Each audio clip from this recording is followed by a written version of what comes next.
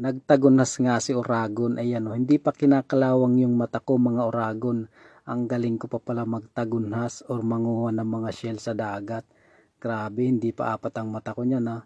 So yun na nga mga Oragon. Grabe, nandito ako ngayon sa dagat namin dahil magdidiskarte na naman tayo ng libreng ulam. Pag nandito ka sa probinsya, kailangan mo lang magsipag-sipag para makalibre ka sa ulam. Halos lahat na nga pwedeng libre ang pang-ulam mo dito.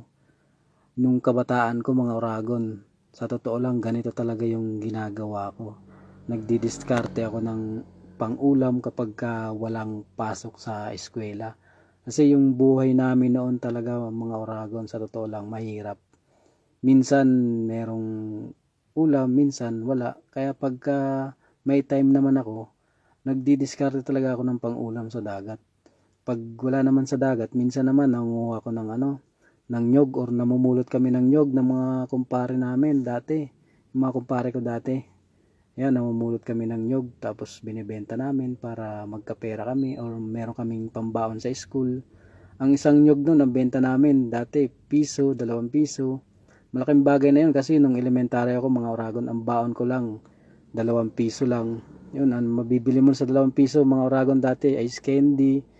Tapos pwede ka na makabili ng bilog-bilog na tinutusok na, ano bang tawag doon? Yung kamoting kahoy na matamis siya, binilog-bilog. Yun. Makakabusog na yung 2 piso sa'yo mga Oragon kapag recess ka. Tapos nung high school ko naman, ang baon ko nag-improve na, 5 piso na. Tapos pagka wala akong baon noon, nako, hindi ako pumapasok talaga mga Oragon. Yun, palo ang abot ko sa nanay ko noon mga Oragon.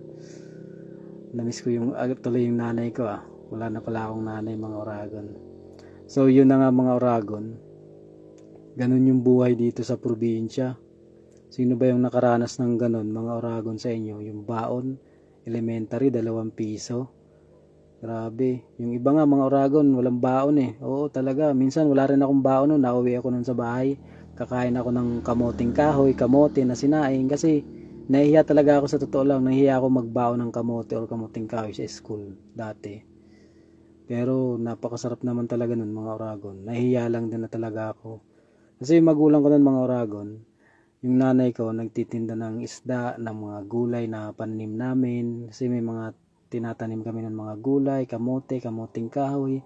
Dito kasi sa amin noon, uso yung mga naglalate or nagtatanim ng mga kamote, kamoting kahoy, mga gulay, ganon. Ngayon, parang halos wala ng mga naglalate ngayon dito sa amin. Kaya nakakamiss din bumili ng mga kamote, kamoting kahoy or magbenta. Ganun yung buhay namin dati mga Oragon. Pero pasalamat pa rin tayo kasi kahit ganun yung buhay namin noon, hindi yun naging hadlang sa akin para mag-give up ako sa mga pangarap ko mga Oragon. Kaya yung mga Oragon natin dyan na hirap ngayon, laban lang mga Oragon, lumaban ka lang ng patas. God is good all the time. Yung pangarap mo, ibibigay yan sa'yo sa tamang panahon. Maghintay ka lang mga Oragon. So hanggang dito na lang mga Oragon. Maraming salamat sa panonood.